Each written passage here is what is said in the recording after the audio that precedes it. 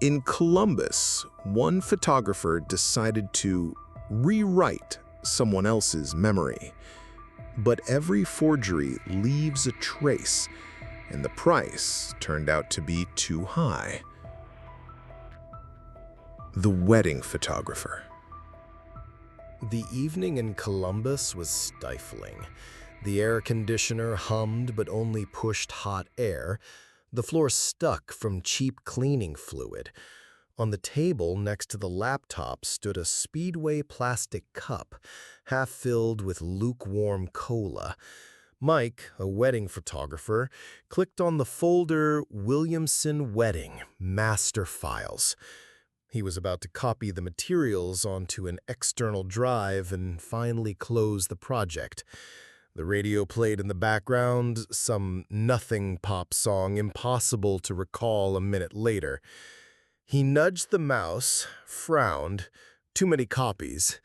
He pressed delete, thinking he was removing duplicates. The screen flickered, and the folder disappeared. He stared at the monitor. The folder now weighed 0 megabytes. Disk space saved. For a second, he sat motionless. Then he frantically searched. Undo. Restore. New key combinations. Plug the drive into another computer. 0. No backup. Sweat rolled down his temples. He pictured the Williamsons' faces, wealthy, influential, accustomed to flawless service, and he realized confession was impossible. "I'll back it up after the game, or Wednesday," he had once told himself, but Wednesday had passed. The studio grew quiet, only the radio cut with ads. Cheap furniture on credit, lawnmower discounts. Mike smirked, almost calm. Hundreds of frames. The first dance, kisses, champagne, parents' tears had vanished as mundanely as that ad break came on. He leaned against the table. A thought rang in his head. It can be rebuilt. He had archives of old weddings. Hundreds of faces, venues, bouquets. Cut a little, paste a little. No one would notice. Mike opened the folder Old Weddings. His fingers revived on the keyboard. The mistake would become an artistic style. And again he heard the radio. A faceless song with a chorus about love. In a way, a fitting soundtrack to the beginning of the end. The first thing Mike did was insert a disc labeled in crooked marker letters, Jenkins' Wedding. He had pulled it out the night the Williamson folder collapsed to 0 megabytes. Now he sat in his studio, which looked more like a storage room. Pizza boxes littered the floor, dried crusts poking from under the desk. In the corner, an old tripod covered in dust next to a broken printer with a sticker, "Fix Later." On the windowsill stood Speedway cups, each marked with a date. Mike prided himself on the collection and liked to say the lid's shape inspires composition. On the monitor popped up reminders, 1 day left in trial period. On a lasagna box, a yellow sticky note bore his manifesto. "We don't record reality, we improve it." The work was absurd. Liquefied, twisted faces until eyes spread toward the temples. In one shot, the guests' shadows fell in opposite directions, as if 2 suns lit the hall. Mike stared at the screen, muttering, "This is postmodernism, a metaphor for duality." Yeah. Sometimes he wrote down such thoughts. One sticky note read, "Art is when the eye looks into the future, even if it grows on the back of the head." His wife peeked in, sleepy, wrapped in a blanket. "You could at least take out the trash," she said, looking at the table. "There'll be cockroaches." "Another trade secret?" "Trade secret," he replied without looking up. "And the filter smells like fish," she added, leaving. Mike returned to the screen. He cut the Williamsons' faces from guests' phone snapshots, pasted them into strangers' halls and restaurants. The results were odd. The bride in a different dress, the groom on someone else's dance floor, but Mike was satisfied. By dawn, the folder Williamson Wedding Final already glowed as a finished archive.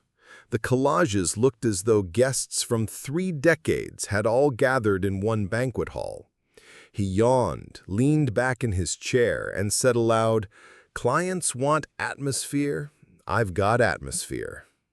On the desk lay a new sticky note. "Genius is always misunderstood by contemporaries."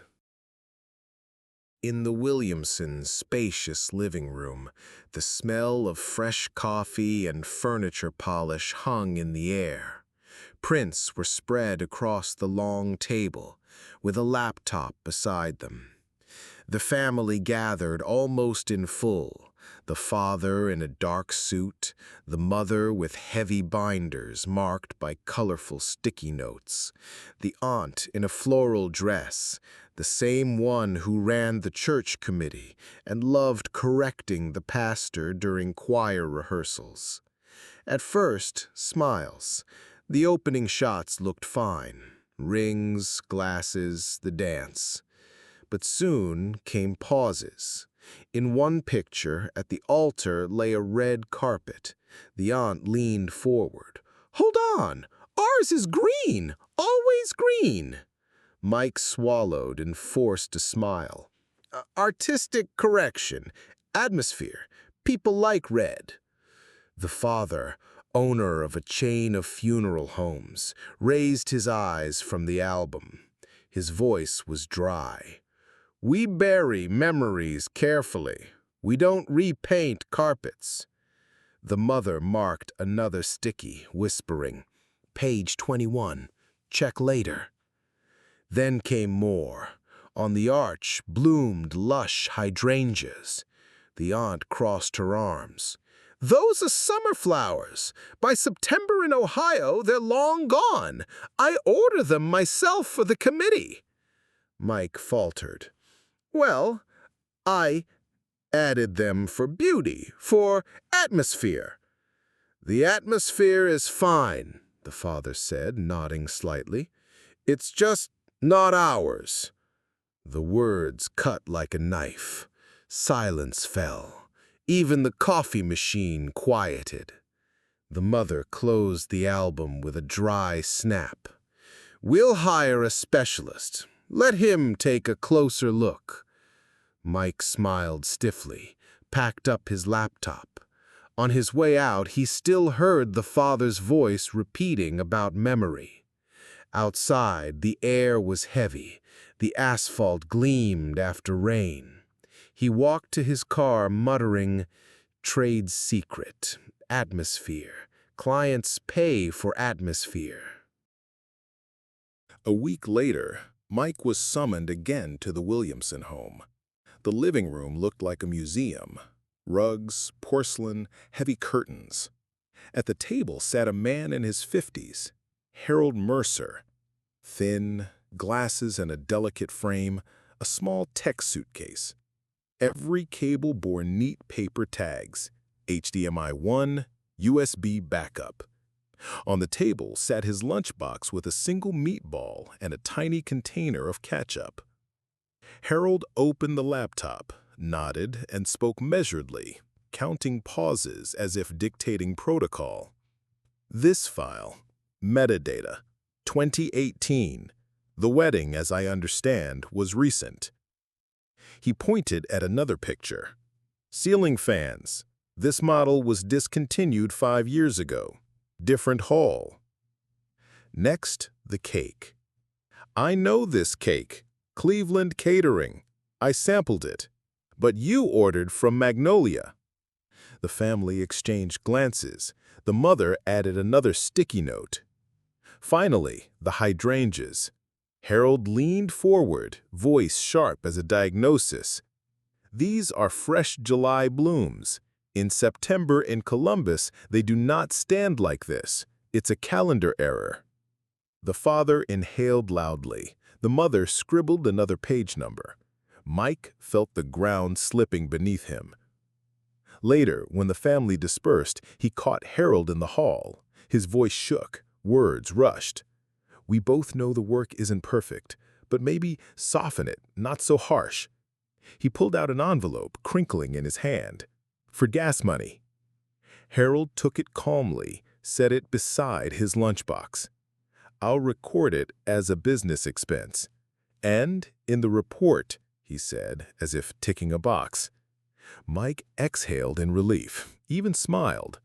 But an hour later, Harold sat in his car, switched on a recorder, and said in his dry voice, "Attempted bribery, documented."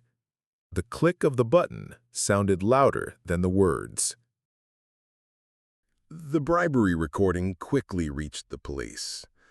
Mike was summoned for a talk. The station office was small, smelling of cheap coffee and dust. Papers stacked on the desk, a fan buzzing in the corner. The detective smiled kindly, almost sympathetically. "I get it. You're an artist," he said, sliding the protocol over. "Sign here and here." Mike held the pen, hand trembling. His own voice from the recorder filled the speakers, halting, offering compensation. Meanwhile, rumors spread faster than paperwork. On social media, the tag #MikeProofOhio appeared. People re-examined their albums, posting findings. In the neighborhood chat, "He ruined our anniversary too." In the city forum, "Photographer or forger?" Even the radio joined in. Between the weather forecast and a lawnmower sale ad, the host announced, "A scandal in Columbus. A wedding photographer's albums turned out to be fake." The meme folder OMB swept the city. An empty folder captioned, "Your memories here." Stickers printed, plastered on bus stops. At home, it worsened. His wife silently packed a suitcase. She took down a set of plastic containers. "I bought these," she said, and left. Mike stayed alone. He tried to invent an escape, pulled an old album from the shelf, taped a note, "Installation, alternative memories," snapped a photo, posted it with the caption, "I create new memories, truer than the real ones." The post received no likes, no comments, only silence. That evening he sat in the empty studio. The fan pushed hot air, the lamp flickered. On screen remained that empty folder. 0 megabytes. Disk space saved. Mike stared at it like a tombstone of his career. The Franklin County courtroom looked as gray as an accounting office. The judge in robes sipped from a mug bearing a local college logo. The clerk chewed mint gum lazily, jotting notes. The Williamsons' lawyer recited violations: digital manipulation, fraud, attempted bribery. Projected images showed enlarged frames with skewed shadows and borrowed faces. Mike listened, grasping for any defense. Even his words about avant-garde art sounded pitiful. The Williamson father stood, speaking dryly. "We don't discount memory." The phrase carried louder than any argument. The judge lowered the mug. The clerk's pen froze mid-stroke. The verdict was obvious. Guilty of fraud, guilty of bribery. Fines, debts, a $100,000 lawsuit. Soon more claims followed. Clients brought albums to court, pointing at alien halls, alien flowers, alien faces. Each photograph became evidence. A month later, the studio was dismantled. Workers carried out boxes, cables, the dusty tripod. On the display window under dust still hung the sign, "Capturing your forever moments." Now stamped in red, "Liquidation." Inside, one worker held a battered album and asked, "Trash or pack?" Another shrugged, "All junk." Mike stood by the wall, watching his business vanish. No wife, silent phone, abandoned clients. He was no longer a photographer, only a man left without memory. His thought came brief, without pathos. Clients wanted a balcony of memories. I built a stage set. And he knew no filter could ever hide the emptiness. The Williamson home returned to routine life. Morning coffee brewed, the radio murmured the Franklin County weather forecast and lawnmower discounts. In the living room, on the oak shelf holding 3 generations of albums, a new volume appeared. Leather-bound, gold lettering on the cover. It looked as stately as the rest, but inside, blank pages. Between the white sheets lay not photos, but invoices, court rulings, lawyer bills, bank statements, all arranged carefully, as though part of the family chronicle. The mother sometimes pulled it down, leafed a few pages, fingers lingering on the empty paper as if an image might emerge from touch. Then she sighed and returned it. She never cried, only added yellow stickies, as though still bookkeeping. The father preferred never to open it. In the evenings, he poured a glass of wine, sat at the table, and without lifting his eyes, repeated the same phrase: "Moments are not a business." Each time, silence filled the room. Relatives neither argued nor agreed. The phrase hung in the air like a sign on an empty store. Once, the niece showed a blurry phone shot from the wedding. They looked, nodded, turned away. No one suggested printing it or adding it to the album. On the shelf, the heavy volume stood beside portraits of grandparents, black and white school photos of brothers. Yet it drew the eye. The album no one opened became a mute monument. In the evenings, the house held only the fan's buzz. The radio whispered of temperature and traffic. Otherwise, silence. The album stayed closed, and that was its true content.